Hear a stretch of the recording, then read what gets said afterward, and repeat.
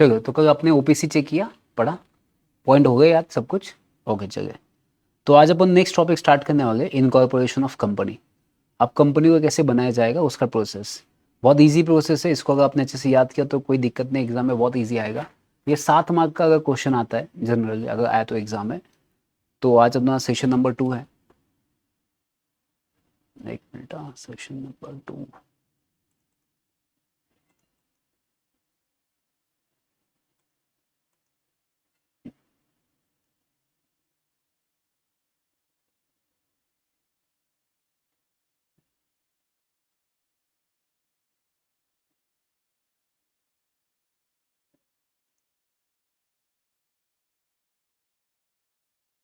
ठीक है चलिए। तो आज अपन पढ़ने वाले इनकॉर्पोरेशन ऑफ अ कंपनी। अब इसके अपन सिंपल नोट्स बनाएंगे कि इन कंपनी को कैसे इनकॉर्पोरेट किया जाएगा। फॉर्म्स बहुत ईजी है, बट सिर्फ अपने को याद करना पड़ेगा अच्छे से, ठीक है। चल, तो अभी सबसे पहले फर्स्ट आपको पता होगा, तो अपन इनकॉर्पोरेशन का एक फॉर्म जाएगा, एमओए का एक फॉर्म जाता है, एओए का एक फॉर्म जाता है। तो अपन वो पढ़ेंगे कैसे जाता है, कहाँ पे जाता है। तो सबसे पहले फर्स्ट हेडिंग रहेगा अपना इनकॉर्पोरेशन ऑफ कंपनी।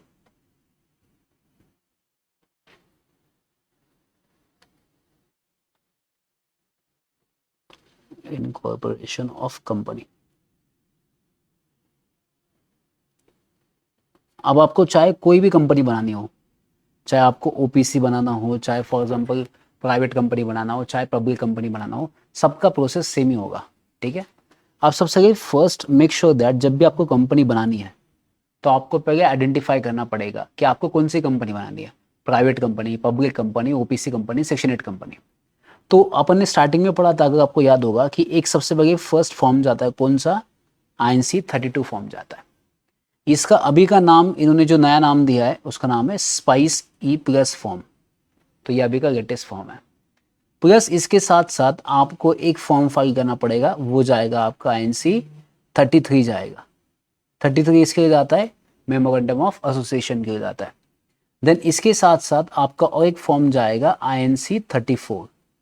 इसमें INC 34 में क्या जाएगा? आपका आर्टिकल ऑफ एसोसिएशन जाता है।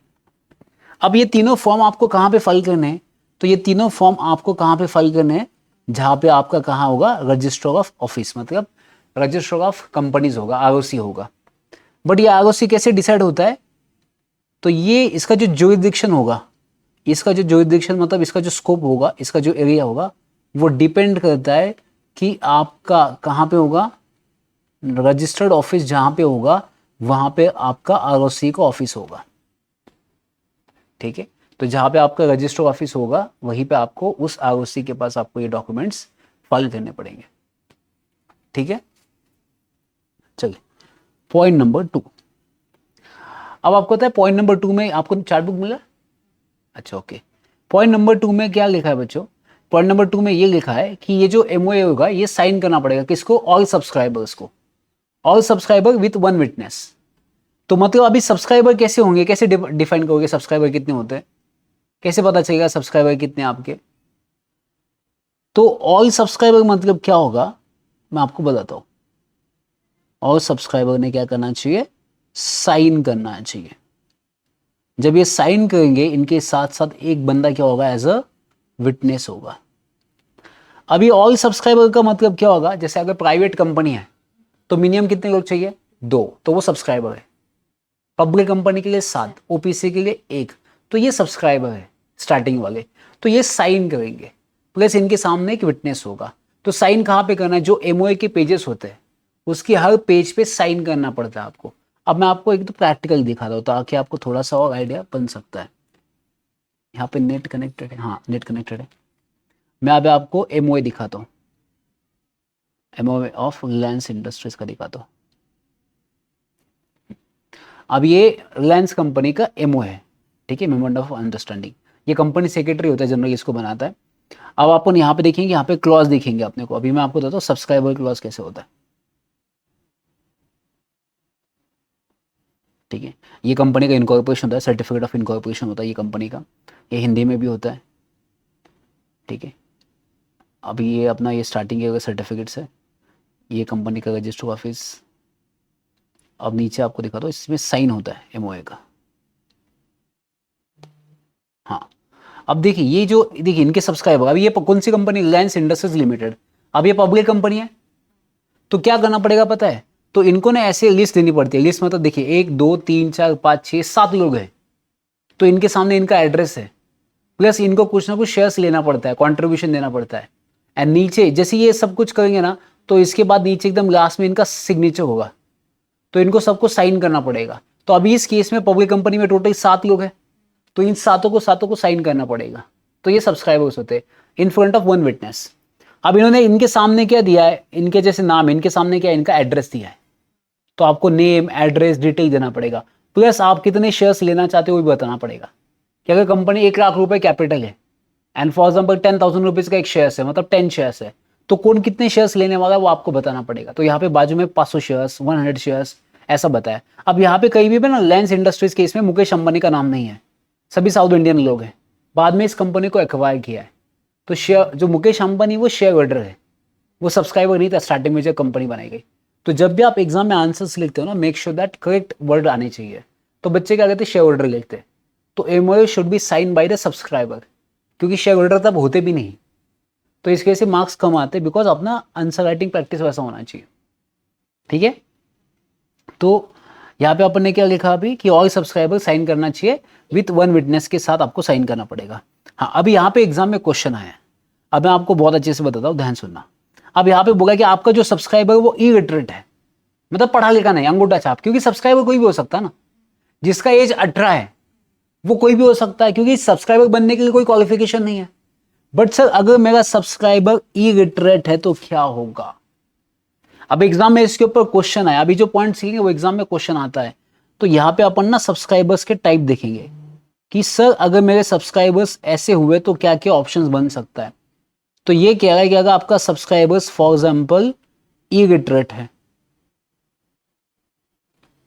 तो क्या होगा सर, अगर हमारे सब्सक्राइबर्स को पढ़ना लिखना नहीं आता है तो फिर क्या ऑप्शन है सर। तो ये ने क्या बोला है, अगर आपका सब्सक्राइबर इलिटरेट है तो क्या करना पड़ेगा, अफिक्स इज थंब इंप्रेशन, तो वो थंब इंप्रेशन अफिक्स कर सकता है। And person writing for him authenticate hit it by his own signature. अब इसका मतलब देखिए, अगर आपका सब्सक्राइबर इलिटरेट है तो वो क्या अफिक्स करेगा, अपना अपना अफिक्स करेगा, थंब इंप्रेशन अफिक्स करेगा। ठीक है, थंब इंप्रेशन अफिक्स करेगा अगर आपका सब्सक्राइबर इलिटरेट है। ठीक है, या तो ऐसा भी हो सकता है, या तो ऐसा भी हो सकता है कि वो किसी और को ऑथोराइज करे, authorise to any other person.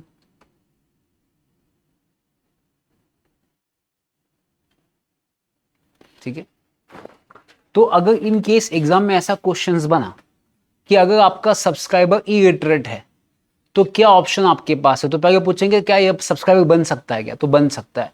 अगर वो इलिटरेट है वो थंब इंप्रेशन अफिक्स कर सकता है, या तो कोई किसी पर्सन को ऑथोराइज कर सकता है साइन करने के लिए। ये होगा अपना पहला टाइप।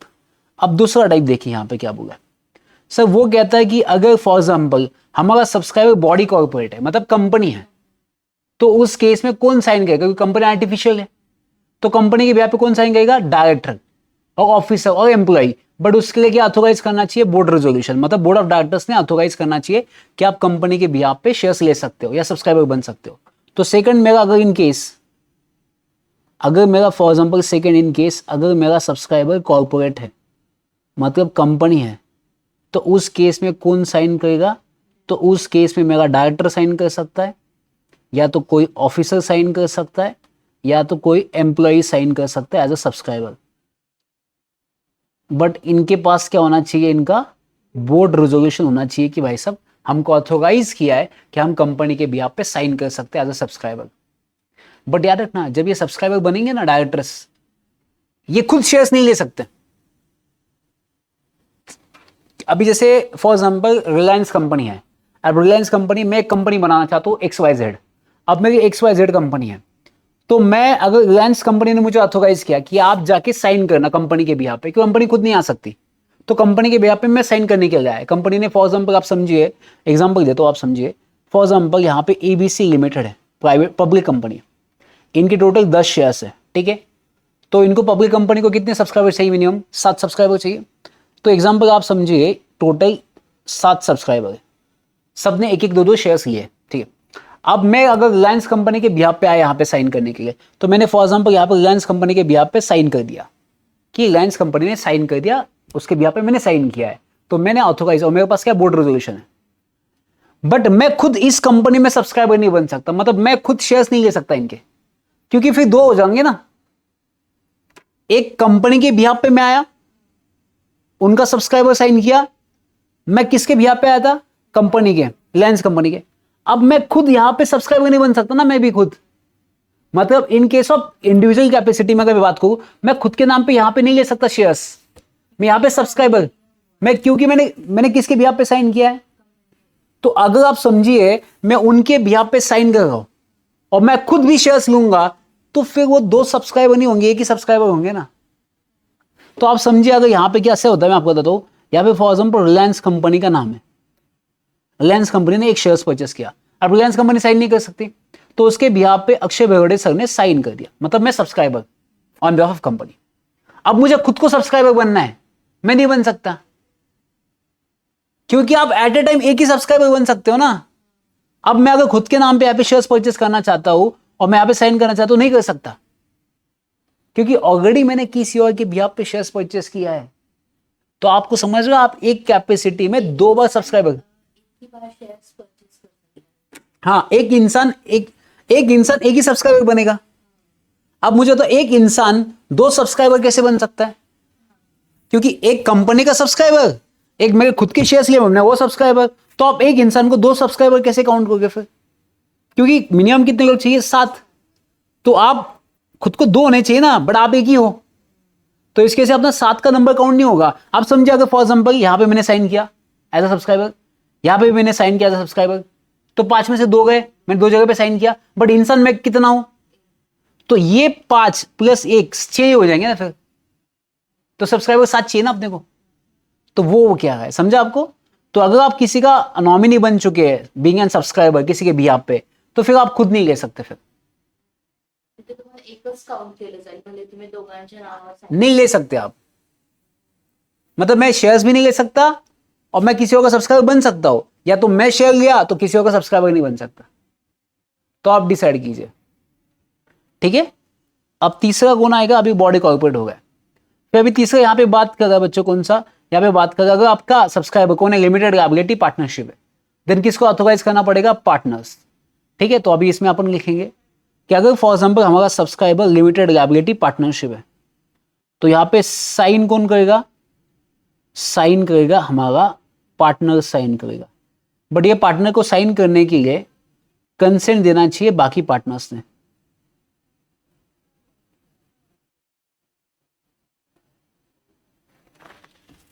बाकी लोगों ने कंसेंट देना चाहिए,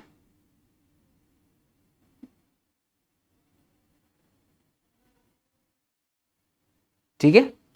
तो अगर फॉर एग्जाम्पल कोई लिमिटेड लायबिलिटी पार्टनरशिप सब्सक्राइबर बन सकती है, तो उसके बिहाफ पे पार्टनर आएगा उस एलएलपी का, एंड वो साइन करेगा उसके आगे, एमओए के आगे, बट उसको ऑथोराइज करने के लिए बाकी पार्टनर्स का कंसेंट चाहिए। देन पॉइंट नंबर डी, कौन कौन सब्सक्राइबर बन सकता है।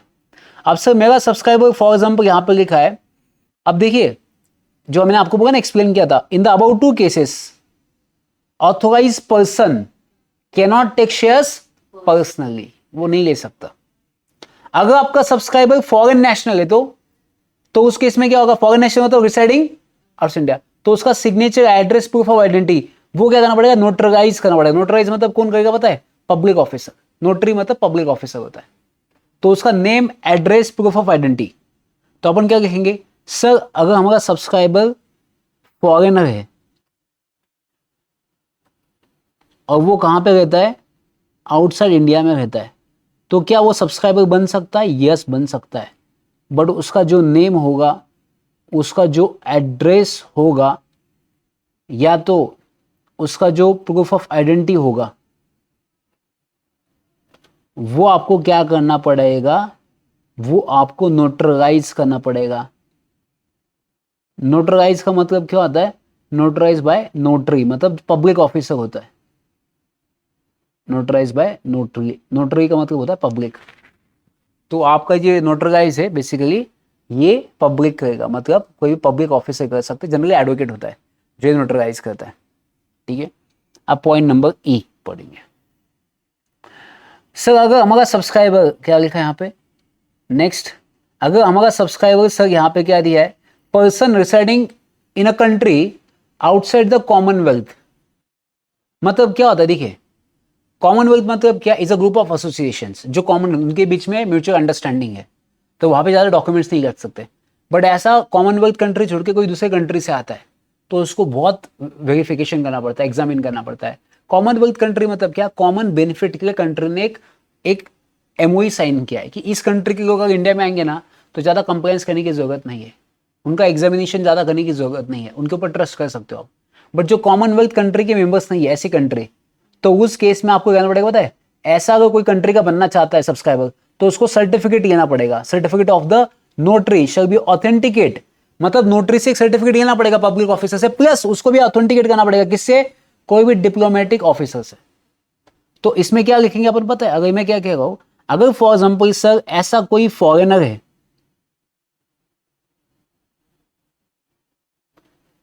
Not Commonwealth country,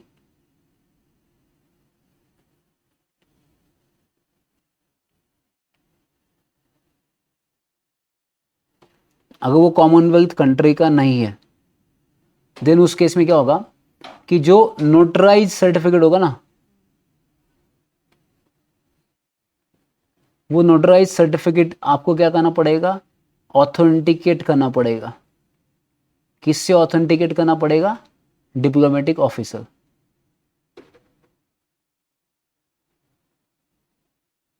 diplomatic officer मतलब क्या, उस कंट्री का बंदा अपने इंडिया में होता है, जैसे यूएस के कुछ रिप्रेजेंटेटिव अपने इंडिया में ऑफिस होता है उनका, यूएस का ऑफिस इंडिया में भी है, वहाँ लोग यहाँ के काम करते हैं, रिप्रेजेंट करते हैं यूएस को, यूके का भी है, तो हर कंट्री के रिप्रेजेंटेटिव अपने इंडिया में है, तो वो अपनी कंट्री को रिप्रेजेंट करते हैं। तो अगर फॉर एग्जाम्पल कोई ऐसा देश है जैसे अफ्रीका है, अफ्रीका का कॉमनवेल्थ कंट्री का पार्ट नहीं है, तो अफ्रीका का कोई बंदा यहाँ के आके कंपनी के शेयर्स लेना चाहता है, तो उसको कहना पड़ेगा, उसको पब्लिक ऑफिसर के पास एक नोटराइज सर्टिफिकेट देना पड़ेगा, एंड वो सर्टिफिकेट लेके उनके जो ऑफिसर्स, साउथ अफ्रीका कंट्री के ऑफिसर जो इंडिया में है, उनसे जाके आपको ऑथेंटिकेट करना पड़ेगा कि मैं अच्छा इंसान हूँ, मेरे अगेंस्ट कोई क्राइम्स नहीं है। तो ये हो सकता है। अब नेक्स्ट कौन सब्सक्राइबर बन सकता है, ठीक है, आंसर ऐसा कोई फॉरेन नेशनल है जो आउटसाइड इंडिया रहता है, residing outside India and visited in India, मतलब इंडिया में आता रहता है, तो उसके पास क्या होगा, बिजनेस वीजा होगा, तो वो बिजनेस वीजा लगेगा। तो अपन क्या लिखेंगे, देखिए यहाँ पे अपन एक पॉइंट ऐड किया था कि ऐसा कोई फॉरेनर जो आउटसाइड इंडिया में रहता है, तो उस केस में उसको नोटराइज सर्टिफिकेट लगेगा। बट सर अगर फॉर एग्जाम्पल ऐसा कोई फॉरेनर है जो इंडिया में विजिट करता है, तो उस केस में सिर्फ उसका क्या चाहिए, अपने को बिजनेस वीजा चाहिए, तो वो सब्सक्राइबर बन सकता है, एज अ प्रूफ उसको देना पड़ेगा, ठीक है। चलिए, एंड उसके बाद क्या लिखा है, अगर फॉर एग्जाम्पल कोई बंदा कहां से बिलोंग करता है, एक मिनट कहते कि अपना इनकॉर्पोरेशन हो गया, हाँ, अगर बंदा फॉर एग्जाम्पल कहां से बिलोंग करता है, अगर कोई बंदा है जो अपना पर्सन ऑफ इंडियन ओरिजिन है, मतलब इंडिया का ही है, पर्सन ऑफ इंडियन ओरिजिन मतलब क्या, 1947 के पहले पाकिस्तान इंडिया एक ही था, तो जैसे पार्टीशन हुआ तो जो इंडियंस है वो पाकिस्तान में गए, बट वो इंडियन ओरिजिन के है, उसे आप फॉरेनर नहीं कह सकते। तो ऐसे पर्सन जो इंडियन ओरिजिन के है, या ऐसे इंडियन जो इंडिया में नहीं रहते, आउटसाइड इंडिया में रहते, शिप पे जाते हैं, उसे कहेंगे ओवरसीज सिटीजन ऑफ इंडिया, उनको ये एप्लीकेबल नहीं है, क्योंकि वो अपनी है ना, उनको क्या चाहिए, उनको क्या डॉक्यूमेंट मांगोगे आप, वो तो ऑलरेडी इंडियन है। तो याद रखना, ये जो आपने पढ़ा अभी का ये पूरा, ये किसको एप्लीकेबल नहीं है, not applicable to person of Indian origin and overseas citizen of India, इन दोनों को एप्लीकेबल नहीं है। तो एक बार मैं आपको बताता हूं, कंपनी इनकॉर्पोरेशन करने के लिए पहले ये पढ़ेंगे कि सब्सक्राइबर कौन हो सकता है। तो सबसे पहले फर्स्ट, सर अगर हमारा सब्सक्राइबर इलिटरेट है तो वो थंब इंप्रेशन कर सकता है, या तो ऑथोराइज पर्सन को साइन करने के लिए बोल सकता है, कंपनी है तो कोई भी डायरेक्टर, ऑफिसर, एम्प्लॉय जिसको बोर्ड रेजोल्यूशन चाहिए, लिमिटेड लायबिलिटी पार्टनरशिप का कोई भी पार्टनर बन सकता है, बाकी पार्टनर्स का कंसेंट चाहिए। अगर फॉरेनर आउटसाइड इंडिया में रहता है तो उस केस में उसको जाना पड़ेगा, उसका name, address, proof of identity notarise करना पड़ेगा नोटरी ऑफिसर से। अगर ऐसा कोई कंट्री का फॉरेनर है जो कॉमनवेल्थ का पार्ट नहीं है, तो उसको वो नोटराइज सर्टिफिकेट ऑथेंटिकेट करना पड़ेगा डिप्लोमेटिक ऑफिसर से। अगर कोई फॉरेनर है जो इंडिया में विजिट करता है तो उस केस में बिजनेस वीजा चाहिए, यानी कि इसको एप्लीकेबल नहीं है, पर्सन ऑफ इंडियन ओरिजिन और सिटीजन ऑफ इंडिया को एप्लीकेबल नहीं होगा। समझा आपको? तो ये सब्सक्राइबर बन सकते हैं। अब ये सब कुछ आपने कर लिया, अब उसके बाद क्या करना है आपको? उसके बाद आपको एक डिक्लेरेशन फाइल करना है। डिक्लेरेशन कौन देगा? सब्सक्राइबर। सब्सक्राइबर क्या डिक्लेरेशन देगा वो बताएगा भाई साहब, और फर्स्ट डायरेक्टर का भी डिक्लेरेशन जाता है। तो डिक्लेरेशन बाय सब्सक्राइबर प्लस जो फर्स्ट डायरेक्टर होगा ना कंपनी का, उसका भी जाएगा डिक्लेरेशन। किस में जाएगा? INC 9 में, कि जो भी इंफॉर्मेशन हमने दी वो इंफॉर्मेशन क्या है? करेक्ट एंड कंप्लीट है, हमने कोई ऑफेंस नहीं किया लास्ट 5 साल में। तो क्या लिखोगे? तो यहां पे अपन लिखेंगे पॉइंट नंबर, हाँ पॉइंट नंबर 4। किधर गए? हाँ पॉइंट नंबर 4 इसमें आएगा। पॉइंट नंबर 4 में आएगा कि क्या लिखा अपन ने? हाँ आपको एक डिक्लेरेशन देना पड़ेगा। देखिए डिक्लेरेशन कौन देगा? Subscriber to the MOA। तो ये सब्सक्राइबर देंगे MOA वाले। ये क्या बताएंगे? जो भी इंफॉर्मेशन है वो इंफॉर्मेशन क्या है? इंफॉर्मेशन जो भी है वो क्या है? ट्रू है। आपको और एक डिक्लेरेशन जाएगा किससे? फर्स्ट डायरेक्टर से। डायरेक्टर ने क्या डिक्लेरेशन देना चाहिए? कि लास्ट 5 साल में not involve in any fraud या क्राइम बोल सकते हो, not involve in any crime in last 5 years. तो इनको एक डिक्लेरेशन देना पड़ेगा। इनका डिक्लेरेशन किस में जाएगा? INC 9 में जाएगा।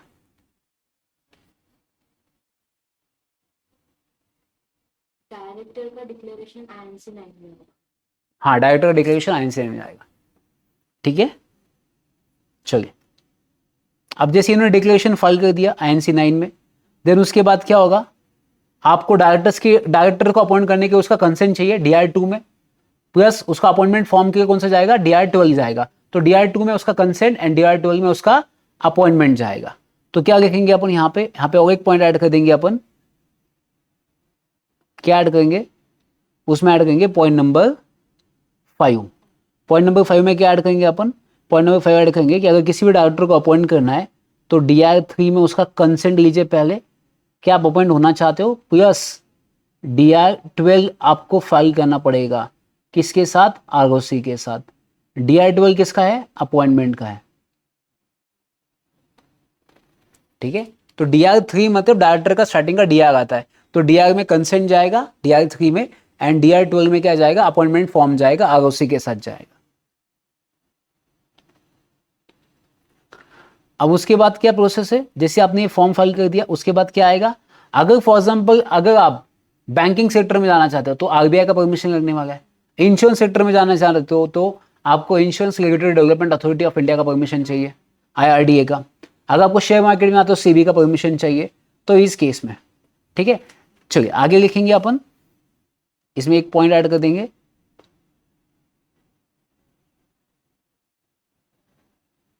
इसमें पॉइंट नंबर 6 ऐड कर देंगे कि सर अगर फॉर एग्जाम्पल जो सेक्टर वाइज रेगुलेटर होता है तो उसका आपको परमिशन लेना पड़ेगा। अगर शेयर मार्केट में जाता है तो SEBI होगा उस हिसाब से। देन ये सब कुछ होने के बाद ROC आपको सर्टिफिकेट ऑफ इनकॉर्पोरेशन इशू करेगा। कौन से फॉर्म में इशू करेगा? INC 11। तो INC 11 किसका फॉर्म है? वो इनकॉर्पोरेशन का फॉर्म है जिसमें आपकी कंपनी इनकॉर्पोरेट हो जाएगी। ठीक है, और इसके बाद आपको क्या मिल जाएगा? सीन नंबर मिल जाएगा।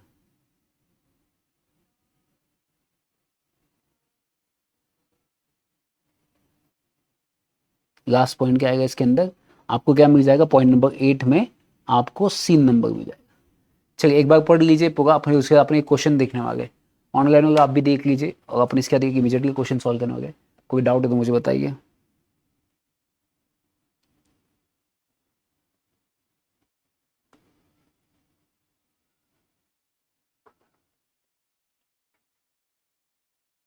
एक बार रिवाइज कीजिए, इमीडिएटली ये क्वेश्चन सॉल्व करेंगे।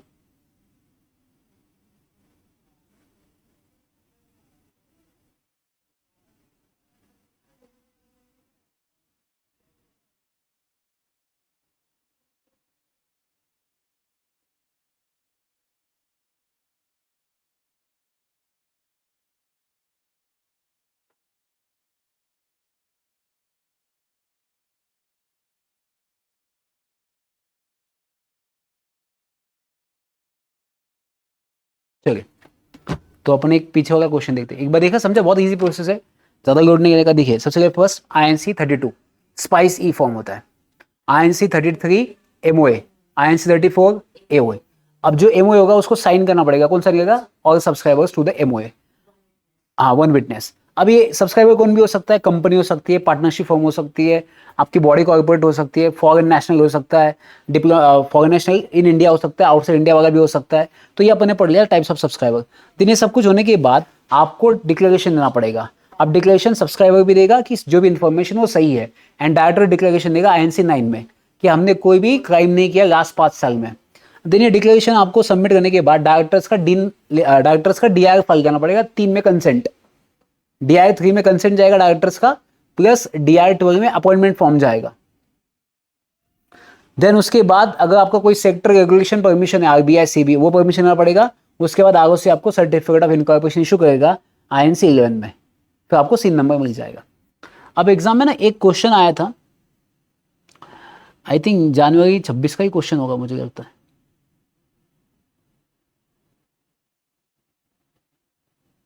फर्स्ट क्वेश्चन था, बहुत अच्छा क्वेश्चन पूछा था, जनवरी 26 या शायद मई 25 का क्वेश्चन था। हाँ, ये वाला क्वेश्चन पढ़ लीजिए एक बार और मुझे बताइए इसमें क्या क्वेश्चन का आंसर आप लिख सकते हो।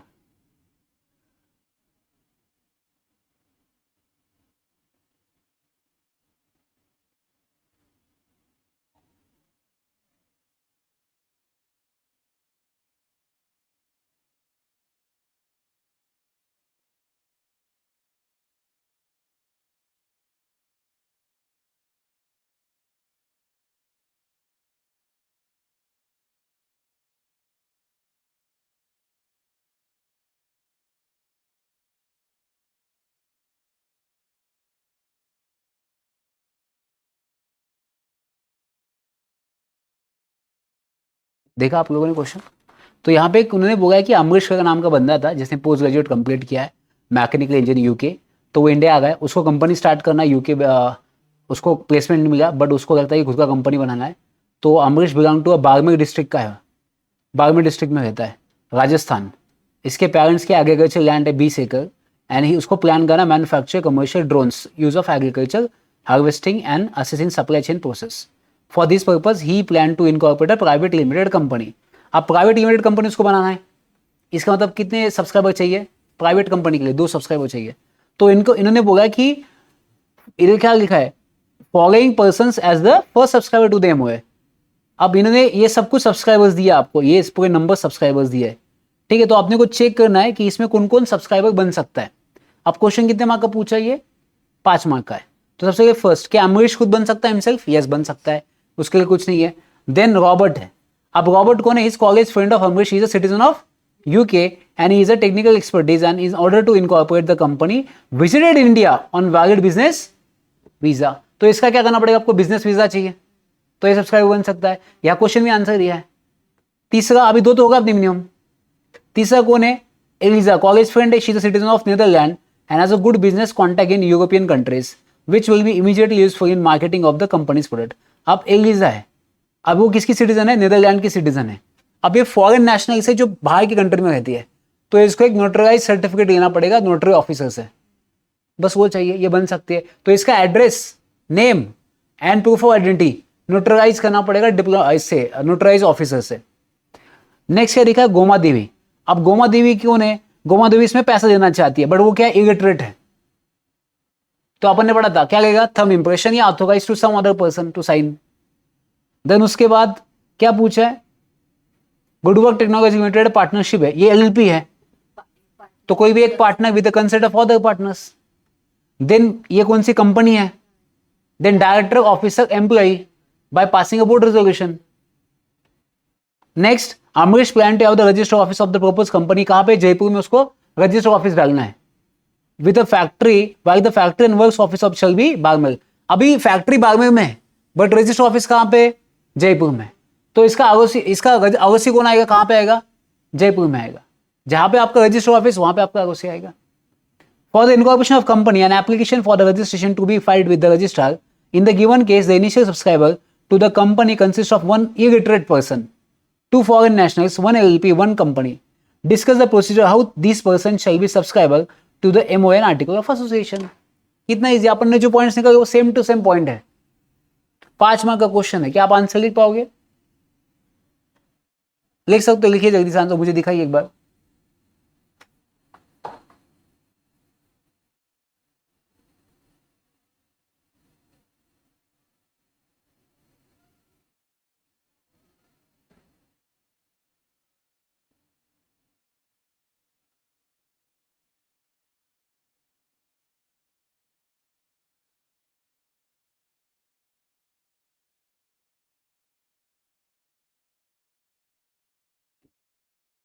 तो इसमें अपन पहले क्या लिखे, देखिए मैंने इसका, तो इन्होंने पूछे ये सब्सक्राइबर बन सकते हैं क्या, तो ऐसा ही लिखने का. पहले देखिए इंट्रोडक्शन लिखने का. In case of private company as per the companies act minimum 2 subscriber for the incorporation of a company, ऐसा लिखने का पहले इंट्रोडक्शन. पहले लिखिए इंट्रोडक्शन और ऐसे आंसर फॉर्मेट में लिखने का.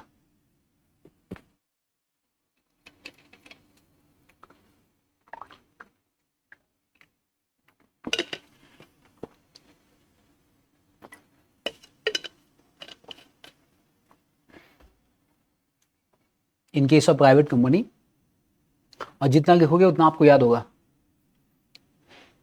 As per the company minimum 2 subscriber for the incorporation of a company. Simple introduction में लिख दिया. तो पहला फैक्ट्स, तो क्या करने का पता है, तो पहले फैक्ट्स लिखने का. फैक्ट्स में क्या अमरीश बताया, नीचे provision. As per company 2013 Amrish can become a subscriber by signing the MON AOA. बस. नेक्स्ट रॉबर्ट, लिखिए आंसर.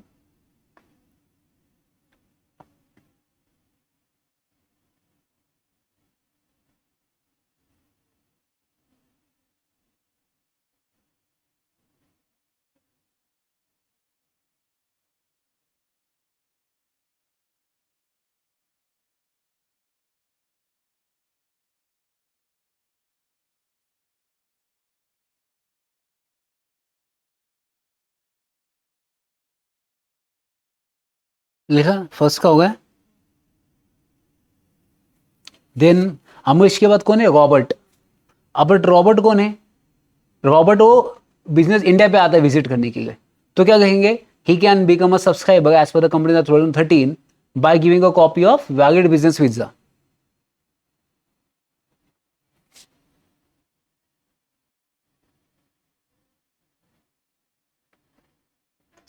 तो रॉबर्ट भी बन सकता है. तो he can become a subscriber as per the company 2013 by giving a copy of valid business visa.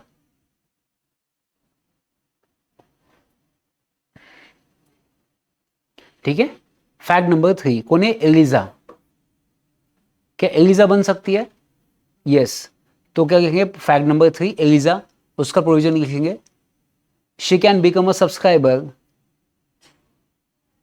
of the MOA by giving a valid business proof and details which is notarized by the notary. She can become a subscriber of the MOA by giving valid address proof and details which is notarized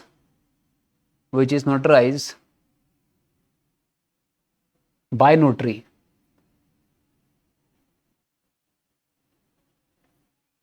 fact number 5, Goma Devi. अब गोमा देवी कौन है, illiterate है. तो provision में क्या कहेंगे, she can become a subscriber, she can become a subscriber by affixing thumb impression,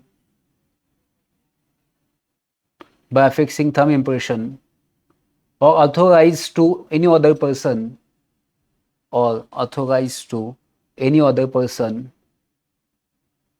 to sign on her behalf,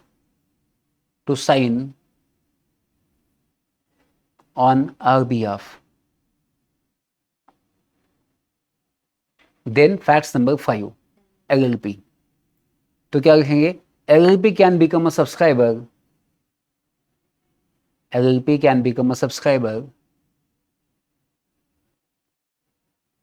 by authorize a partner, by authorize to partner to sign, by taking consent from all the partners, by taking consent from all the partners.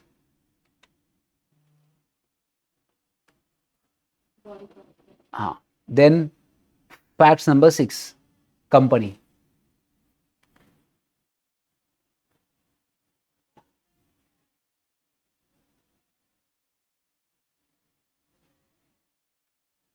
Then company case केस में क्या होता है? Company case केस में हाँ तो लिखिए if any director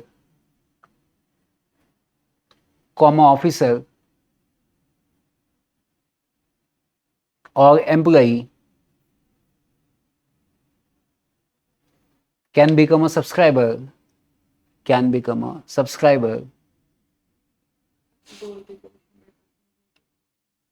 by passing a board resolution in the board meeting.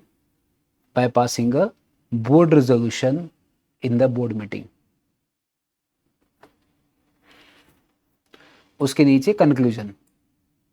अब इनका रजिस्टर ऑफिस कहाँ पे आएगा? जयपुर में आएगा. So in the given case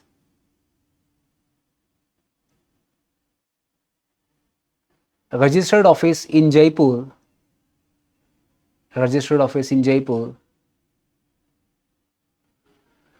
so hence therefore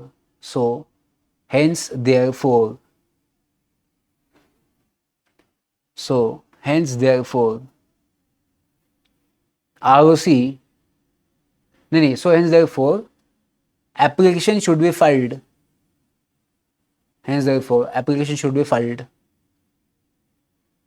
with the Jaipur's ROC,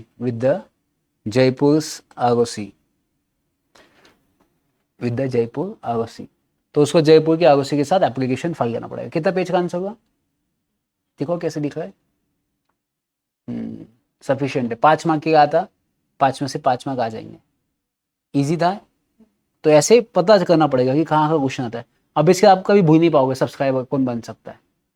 तो सब्सक्राइबर कोई भी बन सकता है, कोई इशू नहीं है उसमें. ठीक है, चलिए उसके बाद नेक्स्ट टॉपिक पे जाएंगे.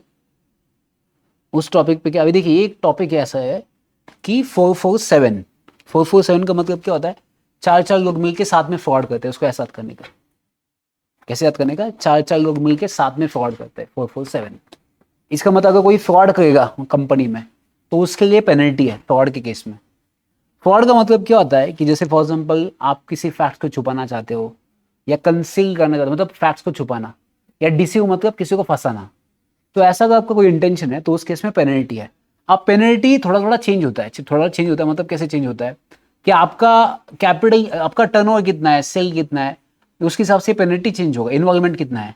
तो जैसे अगर आप देखिए तो जैसे सेक्शन 447 है तो इसका मेन इंटेंशन क्या है कि अगर फॉर एग्जाम्पल आप कोई गलत इन्फॉर्मेशन दे रहे हो, गिविंग एनी फॉल्स और इनकरेक्ट इन्फॉर्मेशन, तो इस केस में या तो फॉर एग्जांपल आपने कोई मटेरियल फैक्ट्स को छुपा दिया फ्रॉड पर्पस के लिए, तो आपको पेनल्टी कितना होगा? तो ये इन्होंने क्या बोला कि अगर एटलीस्ट 10 लाख रुपीज और 1% ऑफ द कंपनीज टर्नओवर, तो कम से कम 10 लाख रुपए हो सकता है, या तो 1% कंपनीज टर्नओवर मतलब sale whichever is lower, and public interest अगर इन्वॉल्व होगा तो आपको जेल भी जाना पड़ेगा. कितना? At least 6 months but not exceeding the 10 times. अब देखिए 2 मतलब समझिए आप इसके. अगर ये कहता है कि अगर फॉर एग्जाम्पल अगर 10 लाख रुपए इन्वॉल्व है, 10 लाख, या तो 1% of companies turnover which ever is less, ये आपका पेनल्टी होगा. ये क्या रहा है? नहीं, ये क्या रहा है कि अगर आपका अमाउंट इतना इन्वॉल्व है, अगर फॉर एग्जाम्पल आपका अमाउंट फ्रॉड का 10 लाख है या वो 1% of turnover which ever is less, इतना अगर अमाउंट इन्वॉल्व है तो आपको ये सजा है जिसमें पब्लिक इंटरेस्ट. जैसे कितनी सजा होगी? 6 महीने से लेकर 10 साल, एंड प्लस आपको कितना होगा? जितना अमाउंट इन्वॉल्व है उसका 3 times. अब मैं आपको एग्जांपल बताता हूं इसका मतलब क्या कह रहा है, जो फर्स्ट कह रहा है. अभी आप समझिए कंपनी का टर्नओवर है 1 करोड़ रुपए. कंपनी का टर्नओवर कितना है? 1 करोड़। अब 1 करोड़ का 1% कितना होता है? 1 लाख। तो आप मुझे बताइए 1 लाख और 10 lakh which ever is lower? 1 lakh. तो मुझे एक बात बताइए, मैंने जो फ्रॉड किया वो 80,000 का किया है, मतलब इसके लिमिट में आता है वो? तुमको देखिए क्या करना है, मैं आपको एक चीज बताता हूँ, ये कैलकुलेशन क्यों करना है पता है? ये 10% वाला 10 लाख 1% का क्यों करना है? अगर मेरा अमाउंट इस कैटेगरी में आता है तो मेरे को ये पेनल्टी है। अगर फॉर एग्जाम्पल इस कैटेगरी में नहीं आता है तो फिर उसकी अलग पेनल्टी है। मतलब बताता हूं, अब जैसे आप समझिए, फॉर एग्जाम्पल अगर यहां पे बोला है कि आपका अमाउंट अगर 10 लाख है या 1% of companies turnover which ever is less. अब मुझे मैं एग्जांपल बताता हूं, आप समझिए फॉर एग्जाम्पल मैंने कोई फ्रॉड किया, वो 2 लाख का फ्रॉड है। कितना फ्रॉड है? 2 लाख रुपए का मैंने फ्रॉड किया, ठीक है। अब कंपनी का टर्नओवर कितना है? फॉर एग्जाम्पल कंपनी का टर्नओवर आप समझिए 1 करोड़ रुपए। तो आप मुझे बताइए क्या मैं इस कैटेगरी में आता हूं क्या? ये पनिशमेंट मुझे होगी क्या? इससे और हार्ड पनिशमेंट होगी। क्यों? क्योंकि मेरा फ्रॉड कितने का है? 2 लाख का। इन्होंने क्या बोला, अगर 10 लाख रुपए इन्वॉल्व है, एटलीस्ट 10 लाख, और 1% ऑफ द कंपनीज टर्नओवर, तो मेरा टर्नओवर कितना है? 1 करोड़। 1 करोड़ का 1% कितना आता है? 1 लाख। तो 10 लाख या 1 लाख, इन दोनों से छोटी अमाउंट कौन सी है? 1 लाख। तो अगर आपका फ्रॉड 1 लाख के अंदर आ रहा है तो आपके लिए पनिशमेंट है, समझा? तो ये अमाउंट है, इस अमाउंट में कैटेगरी में, तो ये पनिशमेंट है आपको। तो ये क्या करेगा, अगर आपका अमाउंट इस कैटेगरी में आ रहा है तो उस केस में आपको कितनी सजा होगी? तो उस केस में होगा आपको 6 महीने से लेकर 10 साल, और जितना अमाउंट इन्वॉल्व है फ्रॉड में, मतलब 2 लाख या उसका थ्राइस। हाँ, तो ये आपका पेनल्टी होगा, ठीक है। अगर याद रखना, अगर पब्लिक इंटरेस्ट इन्वॉल्व है तो कम से कम 3 साल सजा होती है। जहां पे पब्लिक इंटरेस्ट इन्वॉल्व नहीं है, मतलब लोगों का पैसा अगर आपने लिया है, तो जहां पे पब्लिक इंटरेस्ट इन्वॉल्व होता है वहां कम से कम 3 साल की सजा होती है, 6 महीने नहीं आएगा। अगर पब्लिक इंटरेस्ट नहीं है तो कम से कम 6 महीने से लेकर 10 साल, पब्लिक इंटरेस्ट होगा तो 3 साल। अगर यहां पे लिखा है अगर for example not involve, public interest नहीं है, एंड फॉर एग्जाम्पल आपका जो अमाउंट है वो 10 लाख से नीचे है, ठीक है, ये पहले वाला 10 लाख से ज्यादा होना चाहिए, हाँ ये सेकंड वाला 10 लाख से कम होना चाहिए, तो इसमें कितनी सजा है? इस केस में 5 साल सजा होगी आपको, और फाइन अप टू 50 लाख। अब मैं आपको इसका थोड़ा सा नीचे डायग्राम निकाल के देता हूं, इसको कैसे याद करना है।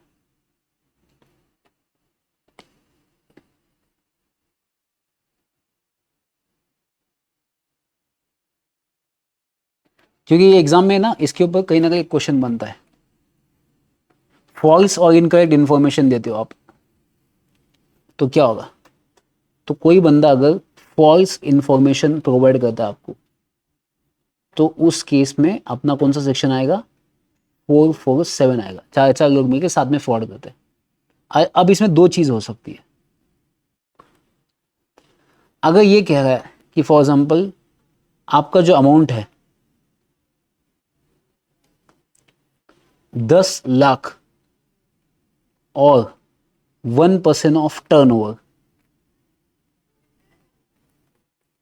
विच इज लोअर, मतलब 10 लाख या 10 लाख से ज्यादा अमाउंट होगा, तो उस केस में आपका सजा होगा कितना?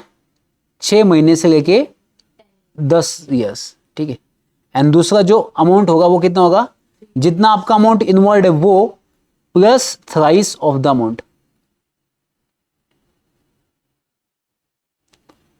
सिर्फ इसमें एक चीज ऐड क्या होगी, अगर for example public interest involve है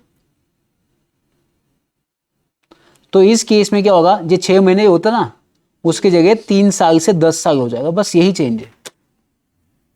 तो अगर आपका अमाउंट फ्रॉड का 10 लाख या उससे ज्यादा होगा तो आपको 6 महीने से लेके 10 साल की सजा, जितना अमाउंट इन्वॉल्व है प्लस थ्राइस। बट अगर पब्लिक इंटरेस्ट इन्वॉल्व होता है तो 6 महीने की जगह 3 साल से लेके 10 साल होगी। एंड इन केस अगर अमाउंट आप इससे लेस है, लेस देन दिस अमाउंट, मतलब लेस अगर 10 लाख और 1% ऑफ टर्नओवर, इससे अगर कम हो गया आपके अमाउंट, तो इस केस में कितनी सजा होगी आपकी? 6 महीने से लेके 5 साल। एंड फाइन कितना होगा? 50 लाख रुपीज आपको फाइन होगा। बस ये चेंजेस है इसमें। ठीक है, 5 साल और फाइन अप टू 50 लाख। एक मिनट ना, इसमें लिखेंगे fine up to 50 lakh and improvement up to 5 years। ये आपको सजा होगी।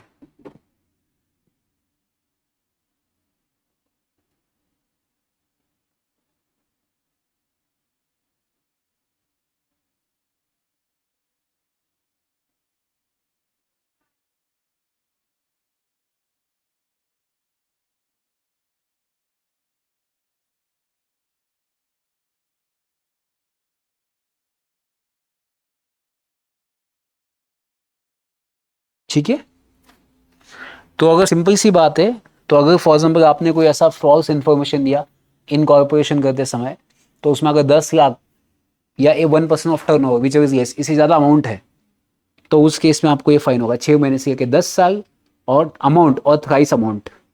अगर पब्लिक इंटरेस्ट है तो 6 की जगह 3 साल से 10 साल आएगा, एंड अगर इससे कम अमाउंट है then fine up to 50 lakh and improvement up to 5 years। इतना सिंपल है।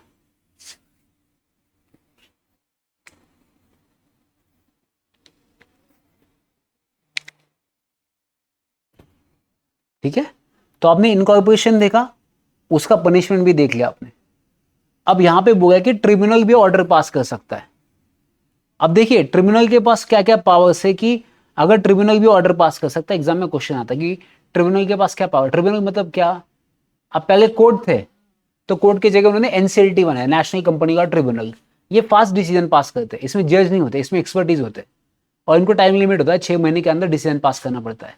कोर्ट का क्या है, 10 साल 20 साल भी लगते हैं, इसलिए ट्रिब्यूनल बनाए गए। तो एनसीएलटी के पास क्या क्या पावर्स हो सकती है, देखिए अगर कंपनी एंड मेंबर्स के बेनिफिट के लिए वो कंपनी के मैनेजमेंट को रेगुलेट कर सकते हैं, या फॉर एग्जाम्पल वो लायबिलिटी भी मेंबर्स की अनलिमिटेड कर सकते हैं। उनको लगता है उन्होंने फ्रॉड कर दिया, तो मेंबर्स की लायबिलिटी को अनलिमिटेड कर दीजिए।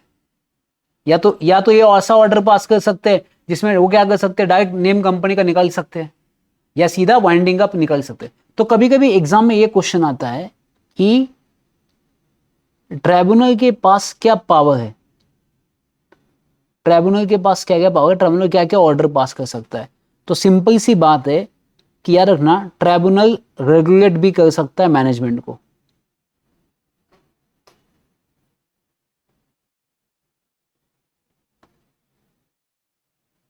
Management of the company. दूसरा, ये कंपनी का नाम भी निकाल सकते हैं।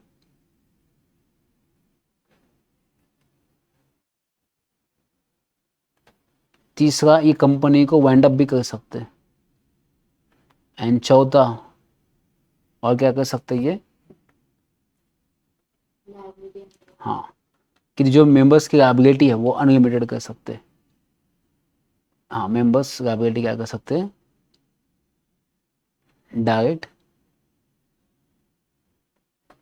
मेंबर्स लायबिलिटी अनलिमिटेड कर सकते हैं। तो ये Direct management मतलब अब कभी कभी क्या होता है ना, कंपनी अगर अच्छे से काम नहीं कर पाई, बोर्ड ऑफ डायरेक्टर्स, कंपनी को मैनेज कौन करता है, बोर्ड ऑफ डायरेक्टर्स। तो अगर बोर्ड ऑफ डायरेक्टर्स भी आपके सही से काम नहीं कर रहे, फिर उस टाइम पे ट्राइब्यूनल उस कंपनी को मैनेज करता है। मतलब बोर्ड ऑफ डायरेक्टर्स नहीं मैनेज करेंगे, ट्राइब्यूनल मैनेज करेगा, ट्राइब्यूनल ऑर्डर पास करेगा, ट्राइब्यूनल बोर्ड रेजोल्यूशन पास करेगा, तो उसको मैनेज करेगा, रेगुलेट करेगा। समझा आपको, चलो। म्हणजे मॅनेजमेंट चेंज करत नाही, हाँ। स्वतःच्या हातातच यस यस यस, तो वो बोर्ड ऑफ डायरेक्टर्स कंपनी को मैनेज करते हैं ना, तो उनको सस्पेंड कर देगा और खुद मैनेज कर देगा। ठीक है, अब नेक्स्ट जो टॉपिक है वो है सेक्शन 8 कंपनी। सेक्शन 8 कंपनी बहुत ही इंपॉर्टेंट है, मतलब सेक्शन 8 कंपनी का तो ऑलमोस्ट चैप्टर खत्म होने के चांसेस है, बट सेक्शन 8 जिसको नहीं वेट वो है सेक्शन 8, मतलब इनको कोई वैल्यू नहीं, बिकॉज ये एनजीओ होता है ये। तो इसका अपन एकदम शॉर्ट में पॉइंट्स निकालेंगे सेक्शन 8 कंपनी के। ठीक है, चलिए, तो अपन क्या करेंगे, सेक्शन 8 कंपनी के पॉइंट्स निकालेंगे। तो सेक्शन 8 को ऐसा पढ़ेंगे कि एग्जाम में कैसे भी क्वेश्चन आए अपने पॉइंट्स रेडी होने चाहिए। Section 8 company.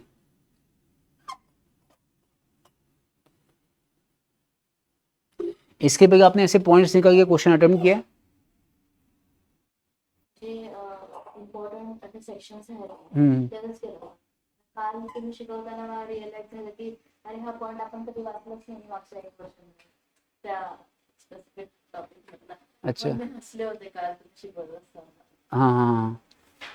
ऐसा बहुत बार होता है, क्योंकि क्या होता है मैं आपको बताऊँ, बाकी क्लास में क्या होता है 500-500 बच्चे होते, 500 बच्चे बैठते हैं, तो उसमें क्या होता है कि कोई बच्चा बोल ही नहीं पाता फिर उस केस में, और डिटेल में नहीं होता है फिर, क्योंकि बर्डन भी बहुत होता है। तो कोई टेंशन नहीं की जरूरत है, अपन पूरा एक एक पॉइंट पढ़ेंगे, भले फास्ट ट्रैक बैच है बट अपने को डिटेल में ही पढ़ना है। अब देखिए सेक्शन 8 कंपनी का मतलब ये ऐसी कंपनी होती है, ये कंपनी किस लिए फॉर्म की जाती है? Company form for charitable purpose. ये कंपनी किसके लिए बनाई जाती है? चैरिटेबल पर्पस के लिए बनाई जाती है। सिंपल सी बात, सिंपल सा पॉइंट कि this company is form for charitable purpose.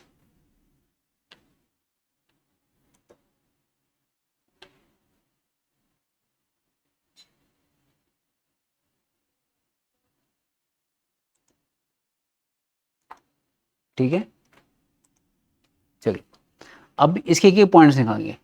तो देखिए पर्पस ऑफ द कंपनी क्या है? ये प्रॉफिट नहीं कमाएंगे, और इनके पास अगर प्रॉफिट भी होगा गलती से तो वापस चैरिटेबल पर्पस के लिए यूज करना पड़ता है। तो क्या लिखा है? अब इनका एनपीएल होता है, एनपीएल का मतलब क्या होगा? नॉन प्रॉफिट लाइसेंस कंपनी होती है। तो क्या करेंगे, ये पावर किसके पास होगा? Central government. But central government ने किसके पास पावर दिया है? आरओसी के पास। For alteration AOA and for alteration MOA and conversion किसको दिया है? तो ये बहुत इंपॉर्टेंट है, एग्जाम में वर्ड्स गलत डालते हैं बच्चे, क्योंकि अगर इन केस आपको सिर्फ एओए का अल्टरेशन करना है तो आरओसी, एमओए एंड कन्वर्जन करना है तो रीजनल डायरेक्टर। तो अपन यहाँ पे क्लियर कट क्या लिखेंगे? मेरे को नेक्स्ट टाइम रिवाइज करते समय मुझे इजी याद होना चाहिए कि सर अगर मुझे रिवाइज करना है नेक्स्ट टाइम एकदम सिंपल इसमें, तो मैं क्या करूँगा? सबसे सेकंड पॉइंट लिखूंगा कि ये पावर किसके पास है लाइसेंस देने के लिए। तो ये पावर जो है लाइसेंस देने का, ये बेसिकली सेंट्रल गवर्नमेंट के पास है। ठीक है, बट अगर सर इन केस अगर मुझे अल्टरेशन करना है, अल्टरेशन किस में करना है? मुझे एओए में करना है, तो इस केस में आपको किसका जाना पड़ेगा? आरओसी के पास। देन अगर फॉर एग्जाम्पल सर मुझे चेंजेस करना है, अल्टरेशन करना है एमओए में, या तो मुझे कंपनी को कन्वर्ट करना है, कन्वर्जन करना है private into public, public into, तो इस केस में मुझे किसके पास जाना पड़ेगा? रीजनल डायरेक्टर के पास मुझे जाना पड़ेगा। तो ये पॉइंट पहले दिमाग में फिक्स करना चाहिए कि एग्जाम में अगर कोई भी क्वेश्चन बने तो अपने वर्डिंग सही आने चाहिए कि मैंने किसके पास जाना चाहिए। ठीक है, चलिए नेक्स्ट क्या लिखा है? अब इनका मेन ऑब्जेक्ट क्या होता है? Commerce, art, science, sports, education, research, social welfare, सब कुछ हो सकता है। अब इनका अगर प्रॉफिट हो गया तो ये प्रॉफिट क्या नहीं कर सकते? डिविडेंड डिक्लेयर नहीं कर सकते, वो चैरिटेबल पर्पस के लिए उनको यूज करना पड़ेगा। तो अपन क्या लिखेंगे यहाँ पे पॉइंट नंबर 3 में कि नो प्रॉफिट, एंड अगर इफ प्रॉफिट होता है, if profit use for charitable purpose only.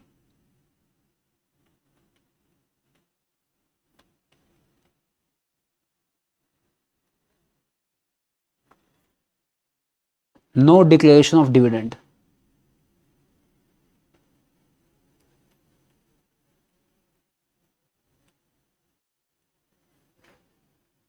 Point number 4। ठीक है, तो ये डिविडेंड डिक्लेयर नहीं कर सकते। नेक्स्ट देखेंगे क्या लिखा है? ये ओपीसी नहीं बन सकती है, स्मॉल कंपनी नहीं बन सकती सेक्शन 8 कंपनी में। तो क्या लिखेंगे अपन? No OPC 1% company and small company convert into section 8 company. तो OPC and small company section 8 company में कन्वर्ट नहीं हो सकती। देन नेक्स्ट क्या लिखा है? नेक्स्ट अभी इसमें आपने को क्या करना पड़ेगा? ये तो याद रखना इनको एग्जम्पशन है। एग्जम्पशन क्या है इनको? कि इनके नाम में कभी भी प्राइवेट लिमिटेड या लिमिटेड नाम नहीं आता है, can not use word private limited और लिमिटेड।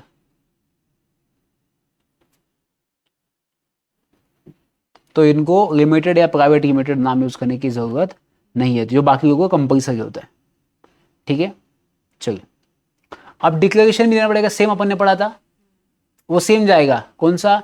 INC 32 जाएगा, spice INC 33 MOA AOA and subscriber की साइन जाएगा, डिक्लेरेशन जाएगा, डायरेक्टर्स का डिक्लेरेशन जाएगा, DR3 जाएगा कंसेंट, DR12 जाएगा अपॉइंटमेंट का, एंड सब्सक्राइबर्स आप डिसाइड कर सकते हो, कोई भी हो सकता है। देन आपका ये ईजी एकदम। अब ये अपना सेम जाएगा डिक्लेरेशन हो गए। अब इसके बाद उन्होंने कौन सा टॉपिक कंटिन्यू किया है, इसके बाद ये कहना चाहते हैं कि हमारी कंपनी को क्या करना है, हमको कन्वर्ट करना है। बट उसके पहले अपन क्या लिखेंगे पता है, इसमें क्या अपन लिखेंगे यहाँ पे कि ये अपना सेम फॉर्मेलिटी होगा। INC 32 जाएगा प्लस INC 33 जाएगा MOA के लिए, प्लस INC 34 जाएगा किसके लिए, AOA के लिए जाएगा, प्लस इसके साथ साथ डिक्लेरेशन जाएगा। डिक्लेरेशन किसका जाएगा? सब्सक्राइबर, जो भी इंफॉर्मेशन ट्रू है एंड फेयर है। प्लस डायरेक्टर में क्या जाए, डायरेक्टर क्या बोलेंगे, हमने 5 साल में कोई क्राइम इन्वॉल्व नहीं है। देन प्लस ये सब कुछ के साथ साथ क्या जाएगा, DR3 जाएगा कंसेंट डायरेक्टर का, प्लस DR12 जाएगा अपॉइंटमेंट का। तो ये आपको फाइल करना पड़ेगा किसके साथ, ROC के साथ, एंड देन आपको सर्टिफिकेट ऑफ इनकॉर्पोरेशन इशू होगा। तो ये प्रोसेस ऐड होगा। अब इसके बाद इस कंपनी को अपने को कन्वर्जन करना है। तो ये अपना टॉपिक है।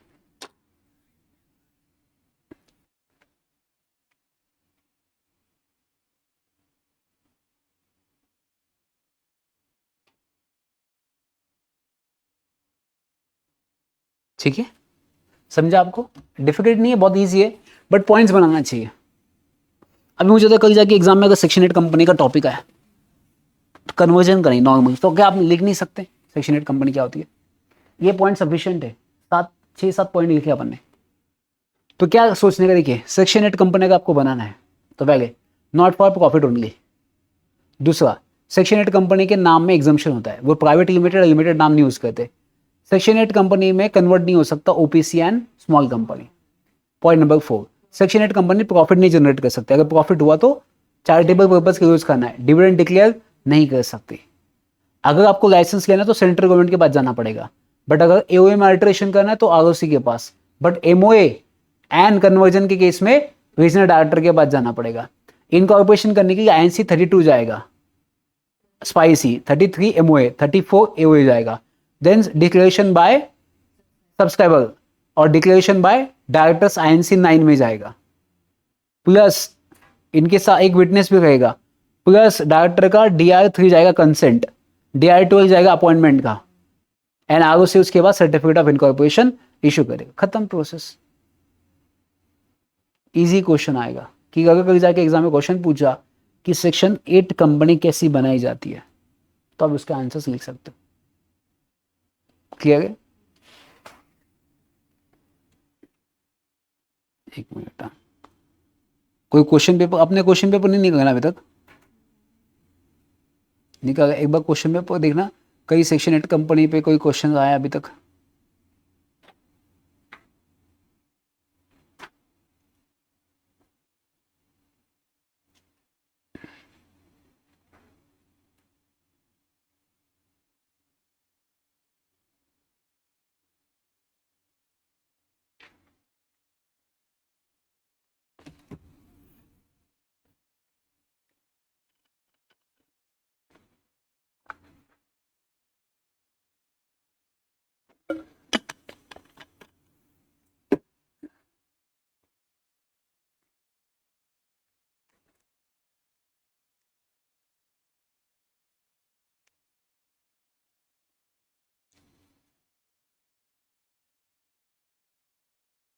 तो आप आज क्या कीजिए, क्वेश्चंस को ना मार्क कीजिए। आज कौन से क्वेश्चन है सेक्शन 8 पे या इनकॉर्पोरेशन, इस चैप्टर पे कौन से क्वेश्चन आए ना। आपने कभी स्कैनर लिया है इसके पहले? स्कैनर नहीं लिया ना, तो कोई इशू नहीं है। PYQs क्या कीजिए, आज एक बार चेक कीजिए कि इनकॉर्पोरेशन के कौन से टॉपिक आए। तो कल जाके अपन क्या करेंगे, पूरे इनकॉर्पोरेशन के आंसर लिख देंगे, आंसर राइटिंग प्रैक्टिस करेंगे। अब अपना कल पर से चैप्टर खत्म हो जाएगा, चैप्टर नंबर 2। देन छोटे छोटे चैप्टर्स है, ठीक है, इजी लगा ना, सब कुछ समझा ना? ठीक है, कल मिलेंगे फिर अपन सेम टाइमिंग पे। और कोई डाउट है ना घर पे पढ़ाई करते समय तो बिंदास बोलिए। अपने एक ही रहना 1%